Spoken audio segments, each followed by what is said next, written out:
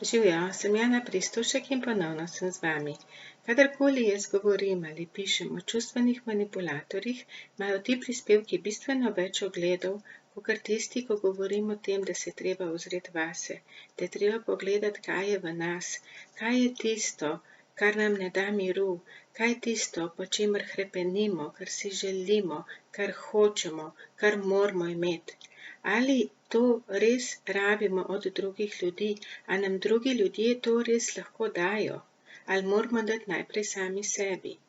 Čustveni manipulatorji z nami ravnajo tako, kot smo mi navajeni, oziroma pritiskajo na naše vzorce, rane in mi na njih reagiramo. In ko mi nehamo reagirati na te stvari, ko ne reagiramo več tako bučno, potem tudi čustveni manipulatorji z nami nimajo več kaj delati, jih ne zanimamo več in najdejo novo žrtev. Jaz rečem ljudem, ozrite se vase, in ljudje mi pravijo, čakaj, sam še to bi vprašala, zakaj je bla bla bla. Ozri se vase in poglej, kaj rabiš. Ja, ampak samo še to me zanima, kaj pa ti misliš, če bi jaz? In tako naprej.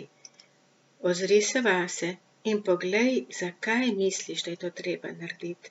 Ja, ampak sam še to me zanima, kako pa bi bilo, če bi jaz naredila tako in tako. Čustveni manipulator in oseba, ki je za njim, sta v drami. Drama ni samo prepir pa nalaganje krivde. Drama je to, da se ves čas ukvarjata drug z drugim. Čustveni manipulator se ukvarja s to osebo zato, da lahko odloži svoje frustracije. Čustveno ranljiva oseba pa te čustvene manipulacije, te frustracije vzame osebno in jih vzame nase in se neprestano sprašuje, kako bi bilo, če bi jaz ravnala drugače. Zakaj se me skriva? Moram se bolj potruditi. In potem prideta v nek začaran krog, iz katerega ne moreta izstopiti. Čustveni manipulator nima nobene želje izstopiti iz tega kroga, zato ker njemu je preprosto udobno. Poleg tega niso vsi čustveni manipulatorji tisti, za katere jih mi označimo, kot da so. Tudi narcis ni tisti, ki želi nekaj drugega od nas. Ljudje imamo različno željo po bližini, različne predstave o skupnem preživljanju časa. In če smo mi ljudje, ki želimo veliko časa posvetiti z drugo osebo, ki si želimo pozornosti, ki si želimo pohvale, priznanja, in nam druga oseba tega ne da, ker ne zna, ne zmore, se mu ne zdi pomembno, takrat ta oseba še ni narcis, ampak je samo oseba, ki z nami ni kompatibilna, nisva usklajena, imava preveč različna življenjska načrta, različne potrebe in čas spoznavanja je namenjen temu, da mi pogledamo, ali sva si dovolj kompatibilna, ali sva si dovolj podobna v tem, kar rabiva. Ampak to, kar jaz rabim, to, kar vi rabite, to, kar mi rabimo, mora biti v neki meji. Če je moja vrednost odvisna od tega, koliko bom jaz naredila, koliko bom jaz pridna, koliko bojo ljudje zadovoljni z mano, koliko bom jaz drugim ustregla, potem je moja vrednost odvisna od tega, koliko bojo te ljudje zadovoljni z mano. Se pravi, jaz svojo ceno, svojo vrednost dajem v roke drugih ljudi. In če me ne pohvalijo dovolj in če niso dovolj z mano zadovoljni, imam jaz občutek, da nisem dovolj vredna in da nisem dovolj dobra. Seveda se v nas potem sproži občutje užaljenosti, prizadetosti ali pa jeze. Ampak to je naše, to ni njihovo. Jaz seveda pomagam ljudem, jim ustrežem, se potrudim, ampak to mora biti v neki meji. Jaz imam še vedno svojo vrednost in vrednost nam ne določa to, kaj mi delamo za druge ljudi.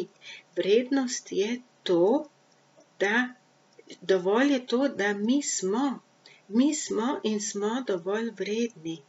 Vse ostalo je neka dodana vrednost, ampak osnovna vrednost je, ker mi smo takšni, kot smo, in to je dovolj.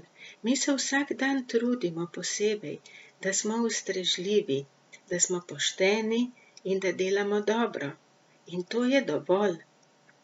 Če smo mi odvisni od pohval drugih, potem teh pohval ni nikoli dovolj, zato ker je v nas vzorec, prazna posoda, luknja brez dna, kamor te pohvale dobesedno zletijo in izginejo. Ne začutimo jih, ker jih rabimo, ker hlastamo po njih, ker brez tega ne moremo. In čustveni manipulator nam točno to odteguje in mi se moramo potruditi, zato smo mi skupaj s čustvenim manipulatorjem. Če čustveni manipulator naenkrat spremeni, da se čudežno spremeni svoj vzorec vedenja in nas začne hvaliti, in naenkrat ni več drame, in ni vzponov, in ni padcev. Veste, kaj se zgodi potem? Potem postane v razmerju dolgočasno. Pravijo, da je strast minila. Ljudje strast zamenjujejo z vrhunci energije sreče. Ampak do te energije sreče mi lahko pridemo šele takrat, ko se je najprej zgodil hud padec. Se pravi, mi moramo biti najprej zelo nesrečni, da smo potem lahko zelo srečni. Dve osebi, ki drug drugo ne ranita, ne žalita, ne ponižujeta, ker sta si pomembni, ker preživljata dovolj časa skupaj, ne dosegata teh padcev. In če teh padcev ni, potem tudi vzponov ni. In če ni vzpona, potem ni silne sreče, potem ni silne predaje. In tako ugotovimo, da oba rabita dramo. In izhod iz drame je takrat, ko se zazremo vase, ko ugotovimo, kaj delamo in kaj rabimo. Zakaj ljudje, ki so čustveno ranljivi, ne uživajo v notranjem miru? Zaradi tega, ker jim manjka drama. Čustveno občutljivi ljudje so po mnogih tednih, mesecih, letih drame utrujeni in si želijo miru. Razumsko si želijo miru. Ampak ko se v tednih, mesecih spočijejo, potem jim postane dolgčas.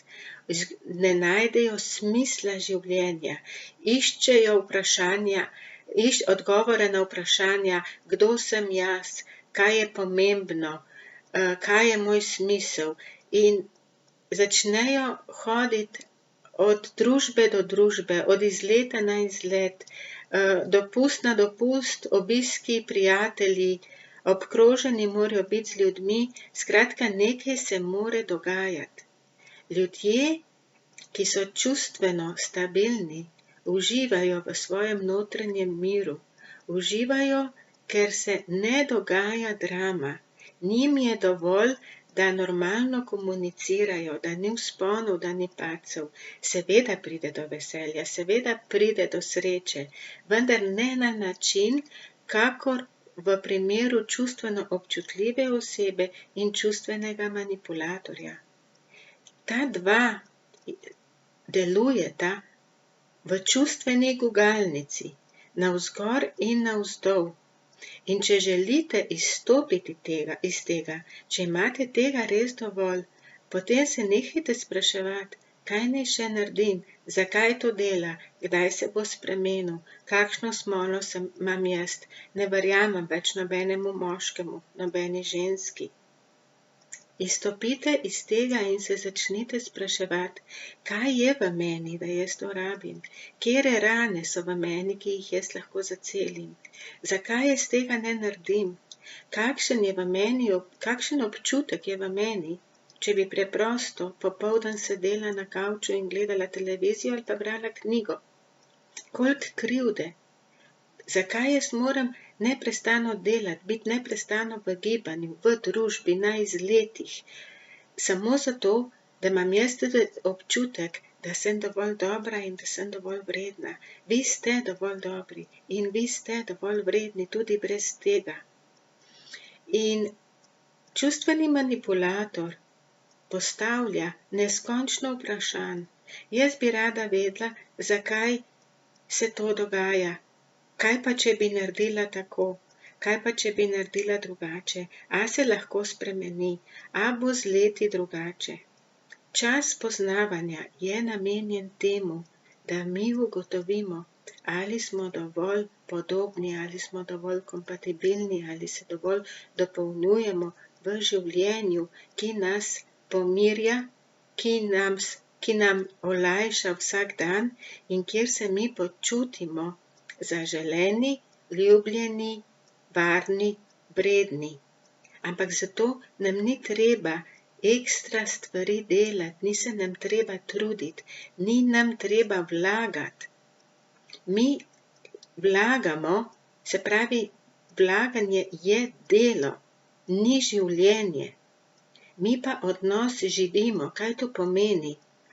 Da smo takšni, kot smo, delujemo tako, kot delujemo in to je dovolj in drugi osebi je to dovolj.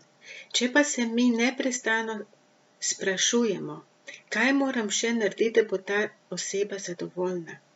In potem, ko ne dobimo dovolj čustvene potrditve, dovolj čustvenih energij nazaj, smo razočarani, užaljeni ali jezni.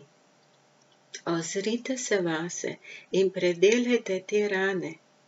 In s čustvenim manipulatorjem boste potem bistveno drugače živeli oziroma boste ugotovili, da to ni življenje, ki si ga vi želite. Ampak začetek in konec vsega je v nas, ne v njem ali v njej. Ne v njem ali v njej. Začetek je v nas in mi smo tisti, ki lahko nekaj spremenimo, ki se odločimo, kaj bomo naredili. In čustveni manipulator ni kriv, da smo mi nesrečni. Mi smo nesrečni zato, ker nam ne da nekaj, kar mi rabimo.